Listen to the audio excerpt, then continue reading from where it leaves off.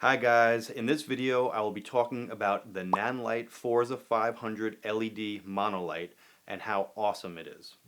The light was really a lot of fun to use.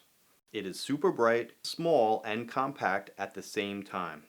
It runs on AC power or battery power using two V-mount batteries. There are links in the description below to all of the equipment discussed in this video. I had the opportunity to use this light on my last photo shoot and I was really impressed. The theme of the photo shoot was a golden Egyptian Cleopatra look, and we combined that with the black tape project. Jake Tuohy was hired to film a video of the shoot and offered to bring his Nanlite Forza 500. We decided to use it as our only artificial light source for the entire shoot. I must say the Nanlite Forza 500 is amazing. I'm going to switch it over now to a little conversation I had with Jake Tuohy, so check it out. So, all right, everybody. So this is Mr. Jake Tuohy, the man of the hour.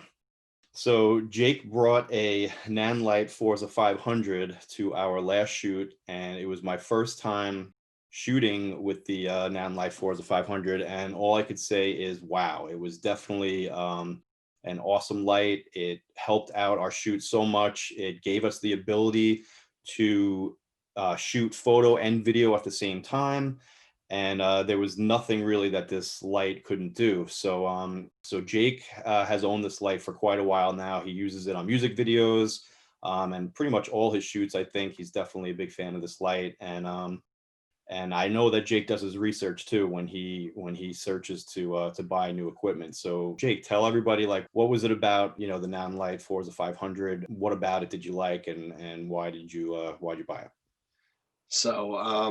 Basically, one word is just output. Obviously, from the shoot, it was a daytime shoot, so like there was some windows in the studio and everything, and this light just could eat it up. It's basically like a mini sun, practically. It has 500 watts of LED power, which converted to hot light power is close to 5,000 watts. So it's extremely bright. At the time, it was like probably one of the strongest LEDs on the market. Aperture just released their 600 version, but this light still holds up with it. It's small, compact. Set it up in a minute or two, and you basically have a mini sun. Really great for diffusing because, as you know, once light gets diffused, you lose a lot of output. So when you're starting with something that has an extreme amount of output, it allows you to diffuse, bounce in ways that you probably couldn't have with something smaller. So that's just a little bit about why I'm loving this thing. So the cool thing too, I don't know if you guys know, we're in New York, and we went to FD Photo Studio. There's two locations in New York. They have one in Astoria. Actually, are they both in Astoria, or one's in Long Island City and the other one is Yes. in Astoria? So we were in the Long Island City FD Photo Studio. And the cool thing about this place is that they have multiple rooms that you can use, that you rent by the hour. And the first room that we went in, I forget which number it was, but it was a pretty dark room, or at least we blacked it out. So we hid all the windows, we covered the windows and things, and we went for a more like dramatic look. And the second room that we went in after that was more of a I guess a natural light type of room with like huge windows, and we kind of used the Nanlite Forza 500 to kind of just add some fill and things like that. And Yep. the light worked great in both scenarios. In the darker room, we were able to kind of shape the light with it and really get some dramatic looks. I think we even put a grid on it at one point. I think some of those, shots that we got with the grid spot was just like really cool. So it just goes to show like the versatility of the light and what you can do. You can either have it so it lights up the whole room, or you can kind of grid spot it to give you some really cool, dramatic light. Right. So that's like one of the beautiful things about it's called cob lights. Basically they have Bowens mounts and it's a single source LED, unlike a big square panel. So you can put these modifiers, like Chris was saying, like a Fresnel light, a big softbox, all sorts of stuff that would fit onto that Bowens mount, and makes your light a whole lot more versatile than say just having a panel that you kind of are most likely stuck with, that softish slash broad light, whereas this you could really set it to a beam or you could really soften it out, which is a nice thing about these Bowens mount type lights. Yeah, so this was the first time when I used a light during a shoot, a continuous light that I could actually modify almost like a a camera flash, Definitely the first time that I was using a grid spot on a continuous light to to be able to shoot with, and for it to have enough output, for me to, as a photographer, to actually, use the settings that I wanted to set and get the results that I wanted out of a continuous light. Usually I would have to use either like an Alien B flash or one of my other flashes that I have. When you have a photo and video on the same job doing the same thing, it's just so much easier to be able to shoot at the same time and not have to worry about, flashing up the videographer's footage and things like that. So we were both able to work quickly and efficiently using this light. Talk about the setup, like how easy is this thing to set up? Like, is it something that's convenient to get to shoots? Like, I know that you use it all the time, so I'm assuming it must be a convenient thing. Yeah, so I mean, as far as like size wise, it's all put in this nice little box carry case, and I have a little small Acura, and I throw it right in the back seat. It comes with a ballast and basically two cables, power cord, and the cord that goes from the actual lamp to the ballast. That's basically it. You hook it right on a stand. I think it's around 5 or 6 pounds in total, and you're off to the races. You have all that power in a little form factor. Comparatively, this is often compared to a Joker 800 or a 1.2K Arri HMI, which are in the close to $7,000 range, and these are hot lights. So, you know, you don't have it'll heat up a room. You can't really move it around as much without gloves when you're putting it away. I know, like, when we were done with our shoot, we had to kind of be out quickly because the next group was coming in, and we had the Nanlite at 100%. And Chris had asked me, he's like, "You need like a couple more minutes to, let that thing cool down." I'm like, "No, it'll be good in a minute or two." Whereas if you had that 1.2K HMI, like, you literally have to wait probably 20 minutes before you could even pack that thing away. So it's just compact, easy to use. It's really like the future, I think. So let's talk a little bit about, how we used it on the shoot a little bit. So I know that when we used it, we had the model kind of in different rooms and different settings. We did like this black tape project type of theme. The model was in all gold tape. We wanted to get a few different looks, a couple of looks we had with just a lot of natural light, and some other looks we wanted to go for this like dark type of, like, pyramid Egyptian type of look with the model. Yeah. So talk a little bit about, like, what were your favorite looks? Like, one thing that stuck out in my mind was when we had the model in front of this huge, window, and there was tons of light pouring in, and we were just about to shoot, and we actually we didn't use any light whatsoever. And then you had the idea, you're like, hey, let's throw the light up and try to get some fill. Let's test this baby out against the windows and see, how much light we can get, and see if we can, drop our exposure down a little bit so that the window wasn't completely blown out. And I must say that particular setup, that impressed me a lot, because usually when you're shooting into a window, regardless of what light you have, unless you have a flash, it's going to be blown out. And in this case, we were able to, open up the shadows. We were able to be able to see outside a little bit, so the window wasn't completely blown out. So that was one thing that impressed me with this light. What about you? Was there anything else on the shoot that we did that was good? Yeah, I mean, that shot definitely impressed me because I haven't had this light that long. So if you recall, like, the light wasn't even that close. It was like on downstage almost, probably at least 10 feet away from the model. And we had the big softbox on, which cuts the power as well. And we were looking right into a window, which would have been a silhouette otherwise. And this thing just, like, basically almost match the exposure of what it was a overcast, half sunny, half overcast day outside. So that definitely impressed me. Yeah. Um, And to be honest, the reason why we didn't have that light so close to her is because we just didn't have an extension cord, I think, right? There was like, we got it as far as far to the window as we could without grabbing another extension cord just to do it quickly. But if we would have brought that light even closer to the subject, I think it would have been even better. yep. So that Yeah. was It probably was, what, like 20 feet away, maybe something like yeah, that. at least. And I remember it was like the last shot. We just kind of came up with it like before we switched rooms. Yeah. And it was just like, it worked. It was definitely far away too. So like you said, if we had it a little closer, even with the softbox, it would have really been great, even more so.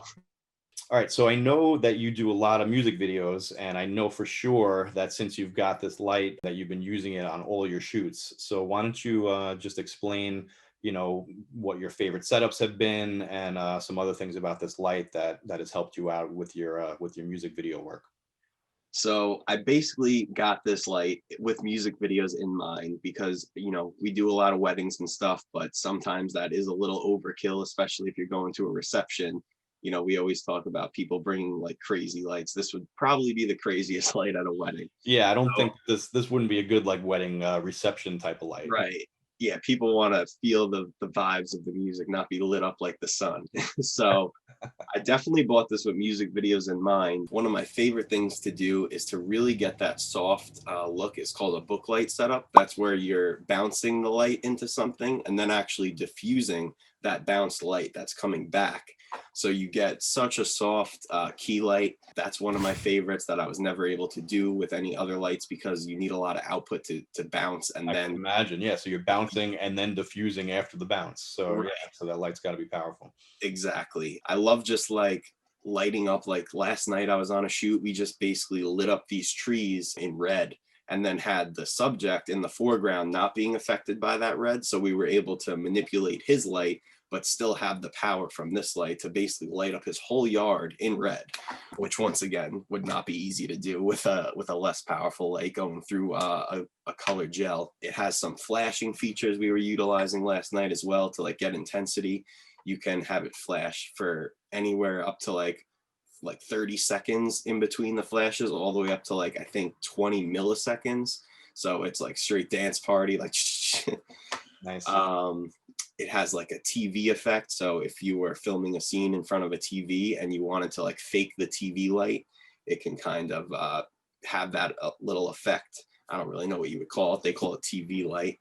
Yeah. Faulty bulb. The list goes on. How cool is that? Like I could just imagine doing like a car scene or something like that, like even with green screen where the car's not moving, but you can get like the flashing lights of like the street lights going on, like all these different things that you can do with Right. this light. It's just like a bonus, So it's a great light to have, and then to be able to do all these other things with it is just awesome. Yeah, all these extra little, like, I feel like I'm spoiled with this light. I told Chris, I'm like, it's just like it's all right here. You don't have to like work so hard anymore. It's just all right in the palm of your little twist. Yeah, yeah, that's awesome. Great. So I know on our shoot at FD Studios, they have outlets all over the place. We are inside, so for the most part, we have this light plugged in the whole time. But I know when you're doing music videos, you're rarely inside. I see you outside all the time, and I know that you're using that light. So how are you using that outside? What are their options when you are on battery power? Is it as powerful as when you plug it in? Like, talk to us about your experience with that. So with the ballast, you can put on two big V mount batteries and you can power the light for a good bit of time at full potential. Unfortunately, those V mounts are very expensive, about $500 each, because not only do you need an extremely high watt hour V mount, it also needs to be 26-volt V mounts, which are just a little more powerful than the standard because of the extreme power that this light is putting out.